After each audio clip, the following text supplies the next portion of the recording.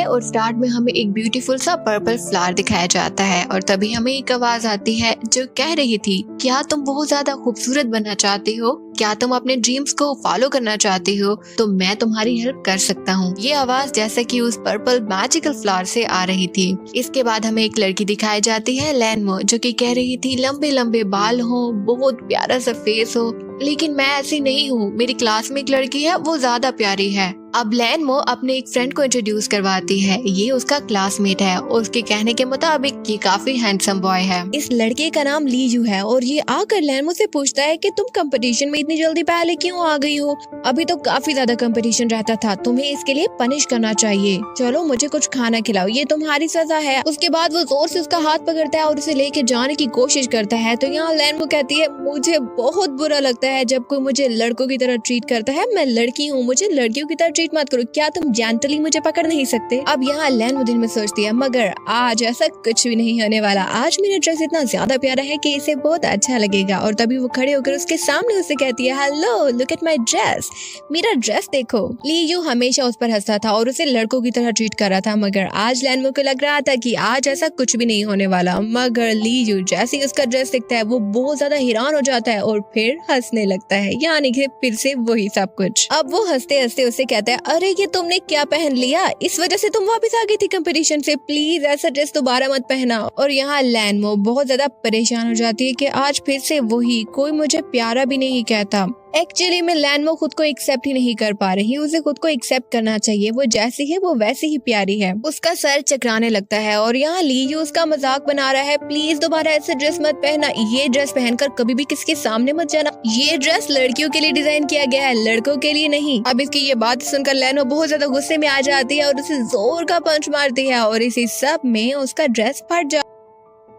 आता है। लैनमो बहुत ज्यादा गुस्से में आ जाती है। अब नेक्स्ट सीन में दिखाया जाता है जहाँ वो अपने घर वापस जा रही होती है और वो बहुत परेशान होती है कि आज का दिन भी अच्छा नहीं था, सबने मेरा मजाक बनाया। और तभी वहाँ पर बारिश स्टार्ट हो जाती है। बारिश बहुत ज्यादा तेज थी। अब इसे किसी जगह पर रुकना था जहाँ पर बारिश ना हो, इसे पनाह लेनी थी कहीं न कहीं पे। अब वहीं पे से एक शॉप नजर आती है। लैनमो शॉप के अंदर चली जाती है और उसके अंदर इतनी प्यारी प्यारी प्रोडक्ट्स थी और वो देखकर हैरान थी कि यहाँ पर सभी ग्लास की प्रोडक्ट्स हैं। वो उन्हें लेना चाहती थी, लेकिन वो ये नहीं जानती थी कि ये शॉप ओपन कब होती है। इसी शॉप के अंदर उसे वो पर्पल फ्लावर नजर आता है जो कि हमें एपिसोड के स्टार्ट में दिखाया गया था। अब तभी वहाँ पे एक बूढ़ी औरत आ जाती है और आकर लैनमो से कहती है, क्या तुम इसे लेना चाहती हो? लैनमो से कहती है, नहीं, मैं नहीं ले सकती क्योंकि मैं बहुत ज्यादा गरीब हूँ। इस पर वो बूढ़ी औरत उससे कहती है, तुम बहुत ज्यादा लकी हो कि तुम इस शॉप में आई हो और मैं तुम्हें ये फ्लावर फ्री में दे रही हूँ। लैनमो बहुत ज्यादा खुश हो जाती है, क्या सच में आप मुझे ये फ्री में दे रही हैं? और वो कहती है, हाँ, तुम इसे लेकर जा सकती हो। यहाँ लैनमो उस फ्लावर को लेके घर आ जाती है। वो बहुत ज्यादा थकी हुई थी और वो सोने लगती है और तभी अपने फ्रेंड की पिक्चर देखती है और उस पर गुस्सा होता है कि तुम तो जाओ भाड़ में। और इसके बाद उसे वही फ्लावर नजर आता है, वो पर्पल फ्लावर जो कि उस बूढ़ी औरत से वो लेके आई थी। ये फ्लावर लेकर लैनमो एक मिरर की सामने खड़ी हो जाती है और खुद को देखती है, तुम इतनी ज्यादा प्यारी नहीं हो। इसके बाद लैनमो वो फ्लावर अपने बालों में लगाती है और कहती है, इसे लगाते हुए मैं काफी ज्यादा नर्वस हूँ। लेकिन जैसे ही वो उस फ्लावर को अपने बालों में लगाती है तभी एक मिस्टीरियस किस्म का मैजिक हो जाता है और लैनमो एक बहुत ही प्यारी सी लड़की में चेंज हो जाती है। यहाँ लैनमो खुद को देखकर बहुत ज्यादा हैरान थी, ये मैं ही हूँ, इतनी प्यारी लड़की बन गई हूँ मैं। और वो हैरानी में ही नीचे भी गिर जाती है। अब नेक्स्ट डे लैनमो उसी शॉप पे वापस जाती है जहाँ पर वो बूढ़ी औरत थी। वो उससे पूछना चाहती थी कि ये फ्लावर ऐसा कैसे है, इसने मुझे बिल्कुल ही चेंज कर दिया है। लेकिन जैसे ही वो उस शॉप पे जाती है तो वहाँ पर शॉप नहीं थी बल्कि एक घर था जिसकी खिड़कियां भी टूटी हुई थी और वो समझ नहीं आ रहा था उसे कि यहाँ पर तो कल शॉप थी, वो कहाँ गई। तभी उसे लीजू नजर आता है और वो उसके पास जाती है, तुम शॉपिंग के लिए मुझे अपने साथ लेकर नहीं गए।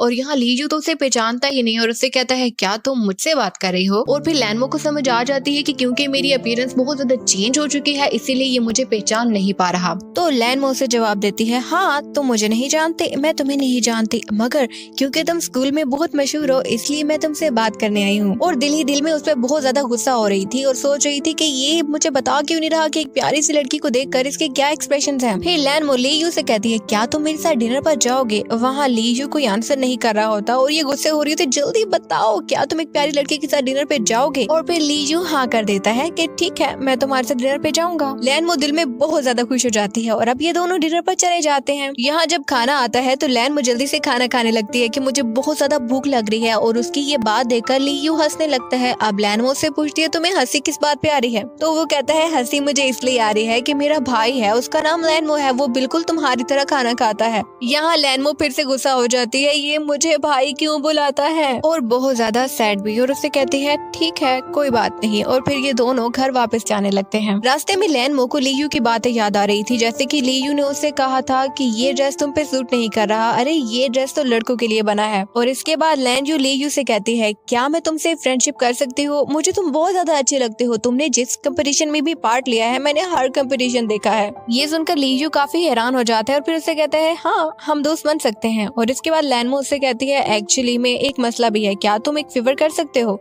इस पर लीजू कहता है हाँ क्या बात है? तो लैनमो कहती है कि जब भी मैं घर आती हूँ वापस तो रास्ते में कुछ लड़के होते हैं, वो मुझे तंग करते हैं, तो मैं चाहती हूँ कि तुम मुझे रोजाना स्कूल के बाद घर वापस छोड़कर आया करो। लीजू ये बात सुनकर काफी हैरान था, मगर जब लैनमो घर वापस जा रही थी तो वो उससे कहता है पर रुको मुझे अपना नाम तो बताती जाओ। और वो उससे कहती है मेरा नाम है ऐसी। यहाँ लैनमो घर वापस आ जाती है और बहुत ज्यादा खुश हो जाती है, वाओ एक ब्यूटीफुल गर्ल बनकर मुझे बहुत अच्छा लग रहा है। और लीजू भी एक ब्यूटीफुल गर्ल से बात करके बहुत ज्यादा खुश होगा। और जब उसे पता चलेगा कि ये मैं हूँ, और फिर यहाँ वो रुक जाती है, जब उसे पता चलेगा ये मैं हूँ तो वो बहुत सैड हो जाएगा। और फिर इसी सैडनेस में वो पर्पल फ्लावर का हेयर क्लिप अपने बालों से उतार देती है और जैसे ही वो उसे उतारती है वो वापस से पहली वाली लैनमो बन जाती है। वो काफी ज्यादा हैरान थी कि मैं फिर से पहले जैसी होगी। और तभी उसकी मामा उसे बुलाती है और उससे कहती है तुम्हारे दोस्त की कॉल आई है, रात बहुत हो चुकी है तो जल्दी से बात करो और फिर सो जाओ। यहाँ लैनमो जब कॉल उठाती है तो ये लीयू था और वो उससे पूछती है कि इतनी रात को तुमने मुझे कॉल क्यों की? तो लीयू उससे कहता है कि मुझे तुमसे एक बात करनी है, तुम्हें कुछ बताना है तो जल्दी से नीचे आ जाओ। यहाँ लैनमो बहुत परेशान हो जाती है, क्या इसे सब कुछ पता तो नहीं चल गया? और यहीं पे ये एपिसोड खत्म हो जाती है।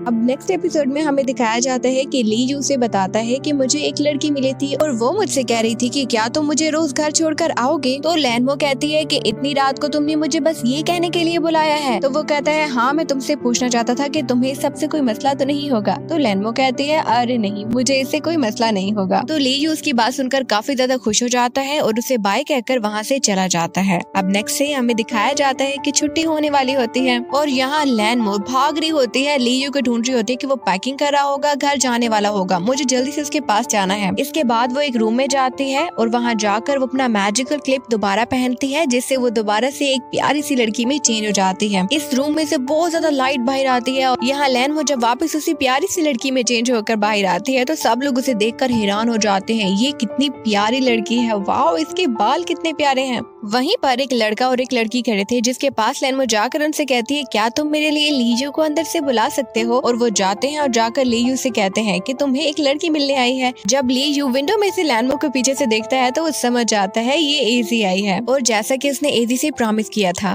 उसे आज उसे घर जाते हुए ड्रॉप करना था। अब जब ये दोनों घर वापस जा रहे होते हैं तो लैनमो बहुत ज्यादा खुश होती है, वाओ मैं आज इसके साथ घर जाते हुए बहुत ज्यादा खुश हूँ। लेकिन साथ ही वो परेशान भी थी क्योंकि उसने आज से पहले कभी इतनी बड़ी हील वाले शूज नहीं पहने थे, इसलिए वो काफी ज्यादा थक गई थी। और तभी लीजू रुक जाता है, लैनमो से पूछती है कि क्या हुआ? वो कहता है मैं कुछ भूल गया हूँ। उससे पूछती है क्या भूल गए तुम? तो वो कहता है कि मेरा भाई लैनमो मेरा वेट कर रहा होगा, मैं उसके साथ भी तो घर वापस जाता हूँ, मुझे लगता है कि मैं बहुत जल्दी आ गया, उससे बताया भी नहीं, वो अब तक मेरा वेट कर रहा होगा, मुझे उसे फोन करना चाहिए। अब वो जैसे ही लैनमो का नंबर डायल करता है तो उसके सामने खड़ी लैनमो जिसने बस अपनी अपीयरेंस ही चेंज की थी वो परेशान हो जाती है कि जब लीजू कॉल करेगा और मेरे फोन पे रिंग होगी कॉल तो जाहिर है इसे पता चल जाएगा कि मैं ही लैनमो हूँ। इसीलिए इस प्रॉब्लम से बचने के लिए वो अपना फोन ही अपने पर्स से निकाल कर दूर फेंक देती है क्योंकि वो अपने सेल को बहुत दूर फेंक देती है, इसलिए लीजू जब कॉल करता है तो उसको आवाज नहीं आती उसके सेल की। दूसरी तरफ एक प्यारा सा डॉग लैनमो के फोन को उठाकर वहाँ से चला जाता है और लैनमो चिल्लाने लगती है कि मेरा फोन लेकर ये कहाँ जा रहा है और तभी वो गिर जाती है। अब लीजू से पूछता है कि क्या हुआ?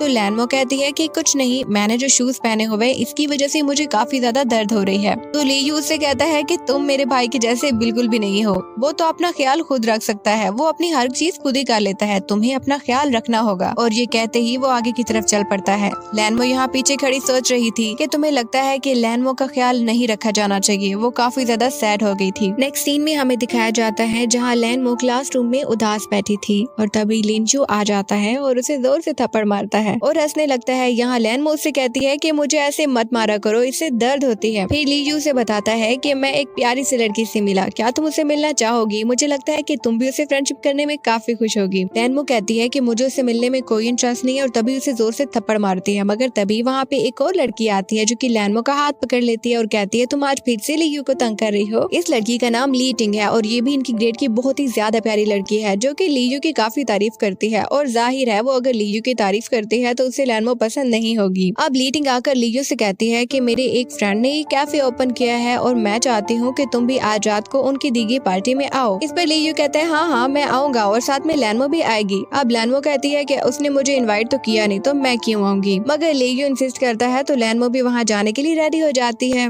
अब लैनमो जब उस पार्टी में जाती है तो वो देखती है कि उन्होंने बहुत अच्छा इंतजाम किया हुआ था। यहाँ ली टिंग आती है और उससे कहती है लैनमो तुम आ गई। और ली टिंग के साथ एक खड़ी लड़की ली टिंग से कहती है कि ये तुम्हारी दोस्त है, इसे तो ये भी नहीं पता कि इस पार्टी में आने के लिए इसे क्या वेयर करना है। और बाकी सब लोग भी लैनमो की ड्रेसिंग पर हंस रहे थे। लैनमो काफी ज्यादा उदास हो जाती है क्योंकि वो सब उसका मजाक बना रहे थे और ली टिंग की दोस्त उसे कहती है कि तुम यहाँ से चली जाओ और जाकर अपना ड्रेसिंग सेंस चेंज करके आओ। तो ली टिंग कहती है कि अब तो ये पार्टी में आ गई है तो इसको ऐसा नहीं कहना चाहिए। और फिर लैनमो से कहती है तुम्हें वापस जाने की जरूरत नहीं है, मगर तुम्हें ये शूज तो पहनकर नहीं आने चाहिए थे। तुम ऐसा करो कि स्टेज के पास जो शूज पड़े हैं तुम यही पहनकर आ जाओ। यहाँ लैनमो उन्हें पहन लेती है और काफी ज्यादा अनकंफर्टेबल फील करती है। वो नहीं जानती थी कि ये जो मैंने पहना है ये ठीक है या नहीं ठीक।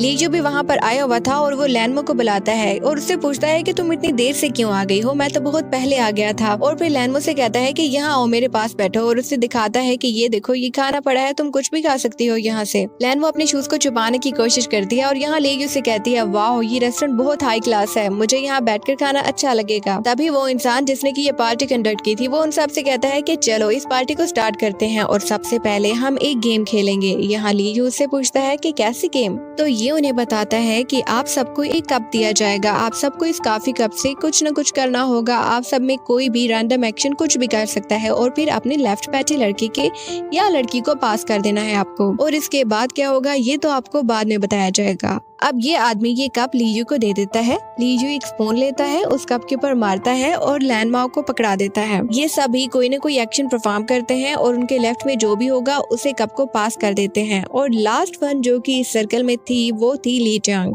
ली टिंग स्पून में थोड़ा सा केक लेकर कप में डाल देती है और अब ये आदमी कहता है कि आपकी गेम का एक फेस ओवर हो चुका है और अब नेक्स्ट फेस में आपको ये करना होगा कि आपने कप के साथ जो भी किया वही सब कुछ अब आपको अपने लेफ्ट बैठे हुए के साथ करना होगा। अब लीजू भी सेम प्रोसेस रिपीट करता है, जैसे कि उसने कप के ऊपर स्पून से मारा था ऐसे ही वो लैनमो को मारता है और सब हंसने लगते हैं। यहाँ लैनमो कहती है मेरा मजाक मत उड़ाओ, मुझ पर मत हंसो। इन सब ने कप के साथ जो किया था वही अब अपने लेफ्ट बैठे फ्रेंड के साथ कर रहे थे और सब इसको बहुत ज्यादा एंजॉय कर रहे थे। और लास्ट में फिर से ली टिंग की बारी आती है। ली टिंग ने स्पून में थोड़ा सा केक लिया था और कप में डाला था और अब उसे ऐसा करना था कि उसे लीजू को वही केक खिलाना था। वो तो काफी ज्यादा खुश थी मगर लैनमो बहुत ज्यादा परेशान हो जाती है और यहीं पे ये एपिसोड एंड हो जाती है।